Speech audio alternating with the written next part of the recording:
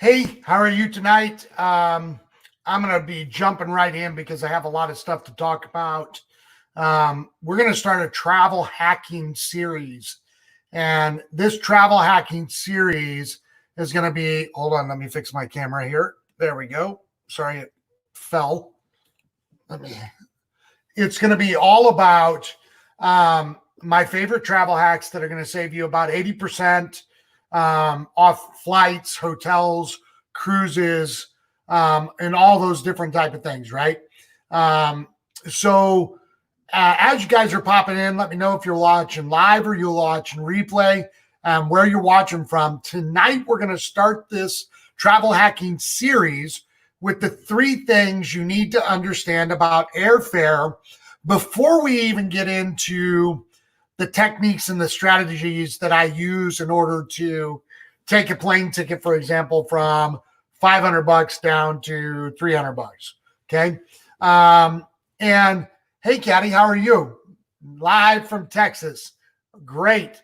Caddy actually took the master class on cheap flights that I did, where I gave you everything I do from start to finish to get tickets down to ridiculous prices.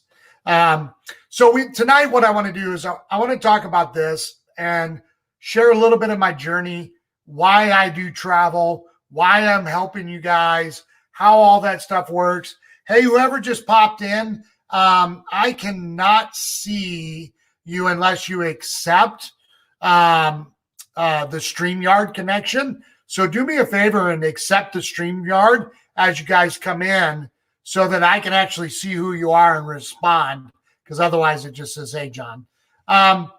So in 2016, I started to travel a lot more. I've always been in international travel. I've always loved to travel.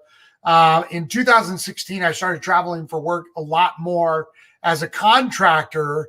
And I thought to myself, if I could save money on my travel, then I could put more money in my pocket off the small gigs I was doing. And what I didn't understand at that time, because I paid $1,500 a plane ticket to go to Ireland in 2010, before I knew the secrets, right? I paid $1,800 a ticket to go to Thailand. I paid $1,800 to go to Africa. And I'm here to tell you, you will never, if you do what I'm telling you to do, you will never have to pay those ticket prices again. I can fly anywhere in the world now for no more than $750, anywhere. And that's before points. That's before rewards programs. I have a great friend in the group, Dave, and his wife, Lisa. I've brought him on a couple of times. Guys, the stuff they do with points is off the chains. So you guys can look them up in the group, connect with them. They've got great stuff on how to use points. And I just realized that this is borne out in the travel group that I have, that the vast majority of people struggle more with the cost of flights than they do with any other portion of travel. Okay. Cruises have payment plans, hotels. We have Airbnb now competing against hotels. So that helps drive down the cost. And there's just so many different ways with the other segments of travel that really flights became an issue. And I had some life events that were taking place at roughly that time that showed me that I needed to come up with an exit strategy from where I was at in life, because I'd become so uniquely qualified. There wasn't a lot else for me to be qualified to do.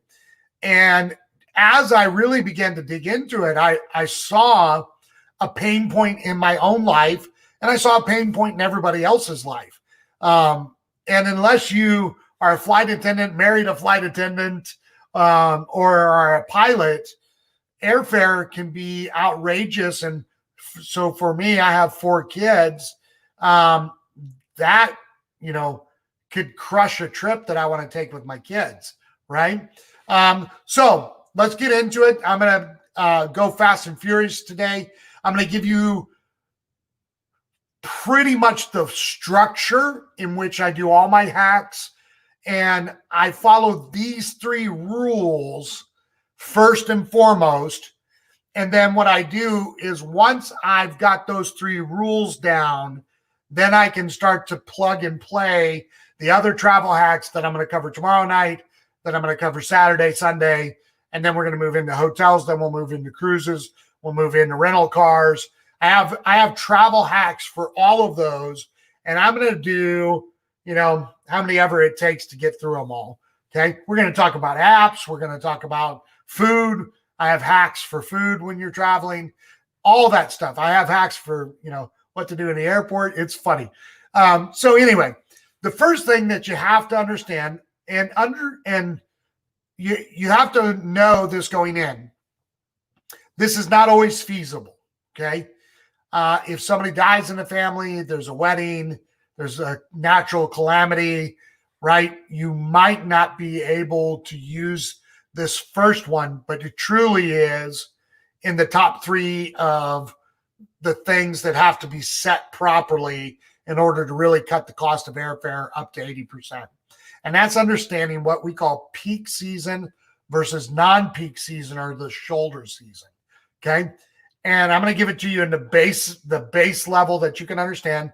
Peak season, major holidays, summer and Christmas break. That is peak season. In other words, if you fly from January till roughly mid-March, okay, and then there's a little bit of spring break in there, and then you have after spring break until mid-May, end of May, and then, all of June, July, and most of August is peak. Then you pick back up shoulder season in August, late August, through the beginning of November. And then you have a week or 2 period in there after Thanksgiving that you're okay. And then you have to wait until January again. This is peak season versus non-peak season, okay? When you talk about this, again, it's not always avoidable, okay?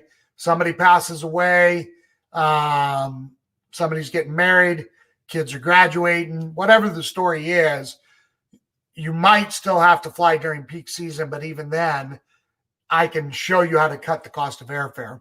But what we want to try to do, as much as possible, fly during a non-peak season. And I'm just going to use a really generic example. This has been true every year since I started paying attention and started learning this process. The price of airfare from Nashville to Cancun is during peak season, roughly, depending on when you buy, but it's roughly $500 to $600. If you purchase flights to Cancun during non-peak season, so let's say September, those tickets range around mid 200s, low 300s. So now you can go to Cancun in the middle of the summer, and here's what you get: 110 degrees and 50 million people, and really super expensive prices. Or you could wait till September when the temperature is probably 90 or 80 degrees, not so many people, and the ticket prices are nearly half off, right? And this is a very powerful example of peak season versus non-peak season in just one location. Now, you need to understand this, that if I wanted to go to Alberta, Canada, their peak season could potentially be different than my peak season, okay? And so you always want to pay attention to where you're going. I can lay that out later. I'm not going to do it tonight. The second thing, and I had this example happen for me today, helping somebody get a ticket. When they looked, the tickets were $500. I got them down to $160. And flexibility is the key. So if my tickets to fly on the 21st are $500 and on the 20th they're $200, I should fly on the 20th. Flexibility is king.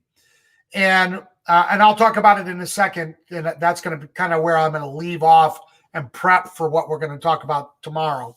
But you really, truly, again, unless it's an emergency situation, you want to travel in such a way that you have the ability to pick peak season versus non-peak season. You have the ability to be flexible, and I'll talk about it in a second, because flexibility truly is king. You can save yourself a lot of money just by being flexible, okay? The last thing is that when we're talking about domestic flights, it's a little bit different with international flights, but the rule is basically 21 days. And I say rule very loosely. They did an algorithm where they took millions of flights to millions of locations. And what they found was, typically speaking, the best time to purchase a ticket is 21 days out. Now, this is domestic. That's very different when you're talking about international. It's a different time frame. I'd have to go back and look what it is. But you really want to look at that 21 day for anything domestic to get the best bang for your buck on saving on airfare. All right. Now, here's why those three things are so important. Because as Americans, and probably Europeans too, I would have to ask a couple of my European friends, we absolutely plan travel and vacation in the most horrible fashion possible. Okay. And what I mean by that is the typical family is going to plan their vacation like this. Mom or dad's going to come home. They'll have gotten approved for their vacation. And for brevity's sake, let's just say that's the last week of June and the first week of July. Okay. So dad or mom's going to come home. Hey, babe. Hey, hon. Hey, sexy, whatever your bedroom talk is. Just got approved for vacation. Where do you want to go? Then you're going to talk about the kids. You're going to talk about your desires for vacation. Where have you been? Where haven't you been? And somewhere in that process, you're going to settle on a location. And again, let's just for simplicity say it's Cancun. You're going in the most expensive time of the year, major holiday and peak season. And then you're going to finally go, what's the budget? Actually, I want you guys to talk back to me. Has this been the way that you've planned vacations? If it is, just give me a thumbs up, right? Because this really, truly is the way that most people in America have planned their vacations. And this is about as backwards as you can get. Now, I'm going to say something, and this may or may not fit you, but it's the best way, okay? Not everybody in America gets to choose their vacation times, okay? So I know that. So this first part, if you're not able to choose, you have two choices. Do the best you can with what you get, okay? Or become an entrepreneur and start to set your own schedule. And I'll help you with that. Drop me a comment. I'd love to help you. Figure out a way that you can live your life your way and begin to make memories with your kids and your loved ones, not beholden to some corporation, okay? So the best way is that you set your vacation time during a non-peak season, and even if you have kids, you can do this. Then you want to pick 3 to 5 locations. 3 is better than 5, but some of you like options, okay? You want to pick 3 locations that you and your family really want to see. And then you're going to set alerts on all 3 of those locations. And instead of picking a location, you're going to let the price pick the location. Okay.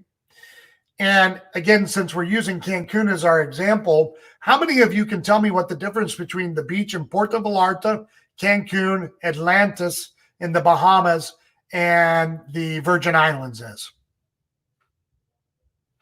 Or this beach? It's not much difference. I've been there. Okay. There might be a little bit of difference if you're a scuba diver and the quality of the water, but ultimately a beach is a beach. Water is water, right? Now, if you set up 3 to 5 locations, you get the ability to really save your money. Okay. So what we want to do is we want to first pick our locations, excuse me, our vacation times, and we want to pick during non-peak season when possible. If not possible, I'll talk about it later, but there's a way for you still to enjoy saving some money. The second thing that we want to do is we want to be flexible with both our dates and our locations. Then we want to set a budget. Once we've set that budget, we're going to pick those locations. We're going to set price alerts, and we're going to go wherever the price tells us to go. Okay? And when you do it this way, people who listen to me on this are averaging $2,000 and $3,000 in vacation savings before I give them the tricks. If you just pick peak versus non-peak season, you're flexible and you let the price, not your emotion, dictate the location, you'll save $2,000 to $3,000 right off the rip. And that's important because a $2,000 to $3,000 savings means that you can travel twice as often. Okay.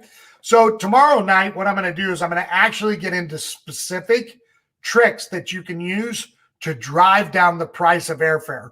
I'm going to cover 2 or 3 of my favorite, and then we're going to move into some of the other stuff that you can do when you're talking about overseas trips, when you're talking about planning a family vacation. I'm going to cover all of that in this travel hack series, and I'll be going live for at least 10 or 15 days every day trying to give you the tricks to save the most amount of money on vacation. Here is what I would like for you guys to do.